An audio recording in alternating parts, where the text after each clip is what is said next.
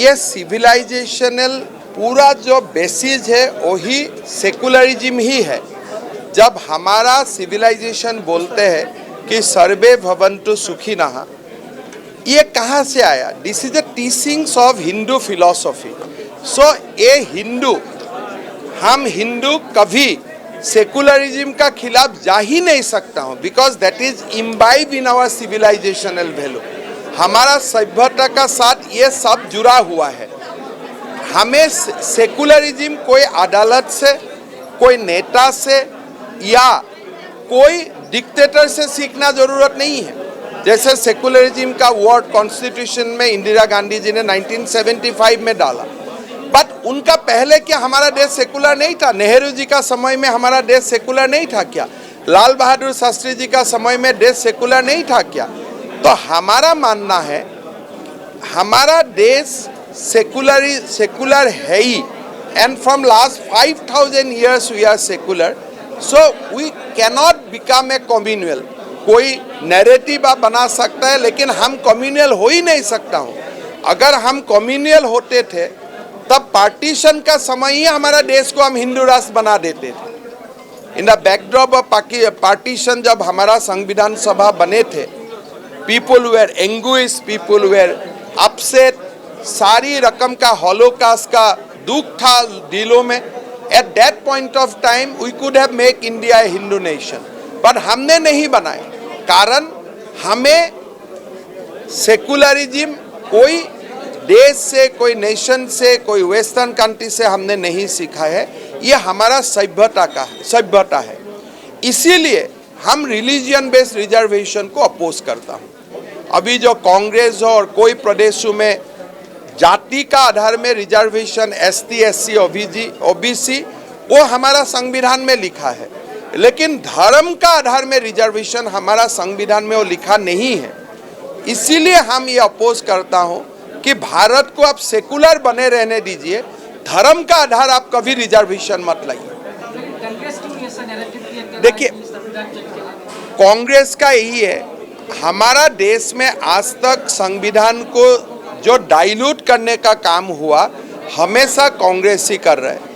हमारा कॉन्स्टिट्यूशन में लिखा हुआ है, directive principle of state policies में, कि आप यूनिफॉर्म सिविल कोड लाइए। कांग्रेस क्या बोल रहा है? नहीं नहीं, हमें यूनिफॉर्म सिविल कोड नहीं लाना है। मतलब क्या है? Congress is always against the constitution. Congress is always against the basic ethos of the constitution. तो हमारा एलिगेशन कांग्रेस में है, जो राहुल गांधी संविधान लेके घूमते हैं उसमें वो पन्ना है कि नहीं? जो पन्ना में लिखा है ये देश में यूनिफॉर्म सिविल कोड होना चाहिए। आज कांग्रेस कभी पाक ऑक्युपाइड कश्मीर को स्वीकार नहीं करते हैं, लेकिन हम लोग का मानना है कि हमारा देश का ये एक ऐतिहासिक जिम्मेदारी है पाक ऑक्युपाइड कश्मीर को भारत का साथ विलीन करवाना। So we are conscious of our responsibility. कोई ना कोई दिन हमें लाना ही है that part of our land. ये कांग्रेस ये बात नहीं बोलेगा, बिकॉज कांग्रेस को तुष्टीकरण का राजनीति करना है, और बाकी सब दल, कांग्रेस हो, BJD हो, TMC हो, सबको तुष्टीकरण का राजनीति करना है। हमें वो करना नहीं है। उड़ीसा में डबल इंजन सरकार बन जाएगा।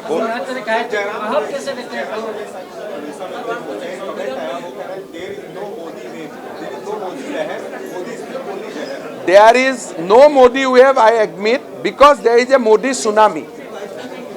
देश में मोदी का सुनामी चल रहा है, इसीलिए मोदी वेव आपको दिखाई नहीं देगा। यहाँ में तो मेरा लगता है कि जो माहौल है वो माहौल क्लियर आपको बता रहा है कि Orissa is now looking for the change. Orissa change का तरफ आगे बढ़ रहा है, वो दिखाई देता है, क्लियर है। अभी अगर आप उड़ीसा को आगे ले जाना चाहते हैं, उड़ीसा को भारत का नंबर 1 प्रदेश बनाना है, तो आपको परिवर्तन होना ही पड़ेगा। अगर मैंने जो नज़दीक से उड़ीसा को देखा थोड़ा लास्ट 3-4 मंथ्स में, वी नीड टू चेंज। हमें डबल इंजन सरकार चाहिए। हाँ, होना नहीं चाहिए, बंद करना चाहिए ना।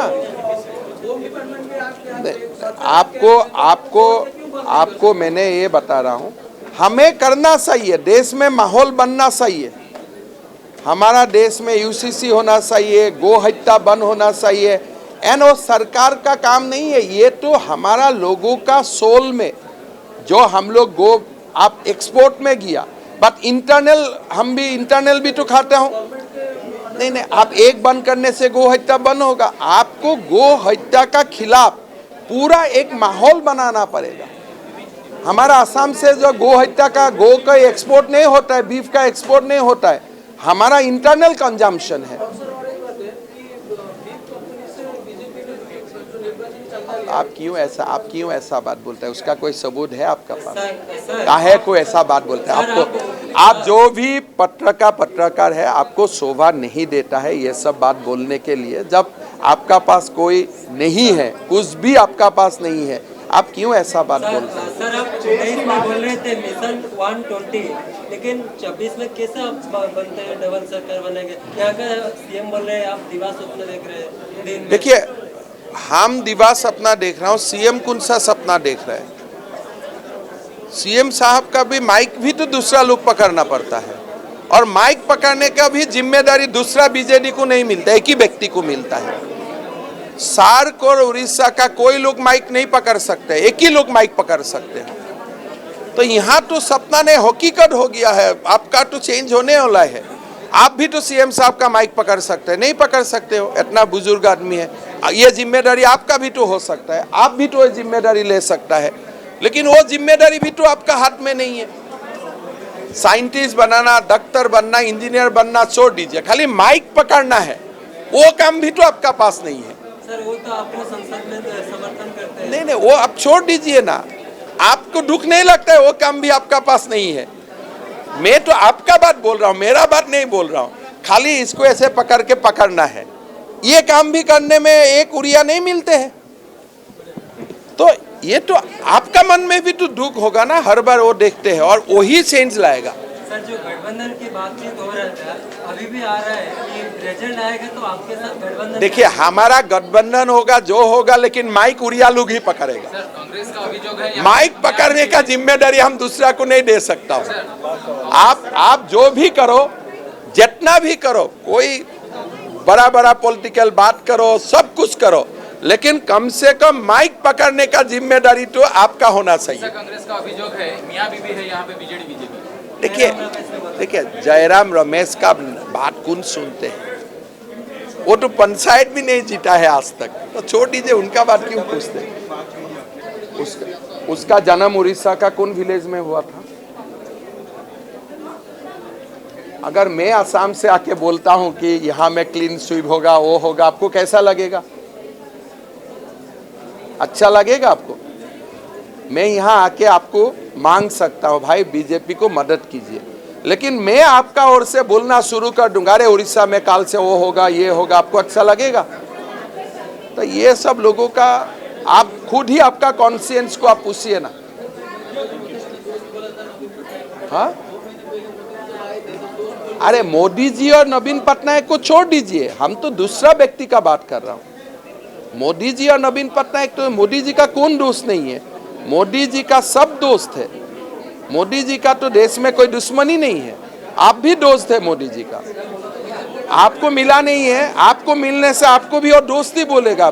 ट्विटर में लिखा हुआ है परिवारजनों, तो मोदी का परिवार में आप भी है, उसमें कोई प्रॉब्लम नहीं है, लेकिन ये क्वेश्चन अलग पूछ रहा था। उड़ीसा पता नहीं आगा, कोई दिन तो आना है, आई थिंक आई हैव। देखिए, मैं आपको लास्ट टाइम भी बोल के गया था, आप लोग मुझको पूछ रहा था अलायंस होगा, तो मैं बोला था कि शपथ ग्रहण में आऊंगा। उसी दिन मैं आपको बोल के गया था इनडायरेक्टली, कोई अलायंस का बात नहीं है, लेकिन आप ही लोग पूछ रहा था अलायंस होगा, लेकिन मैं पार्टी कार्यालय में ही आपको इनडायरेक्टली बोल के गया था। किसलिए? माहौल उड़ीसा में चेंज का है, माहौल उड़ीसा में परिवर्तन का है। चलिए।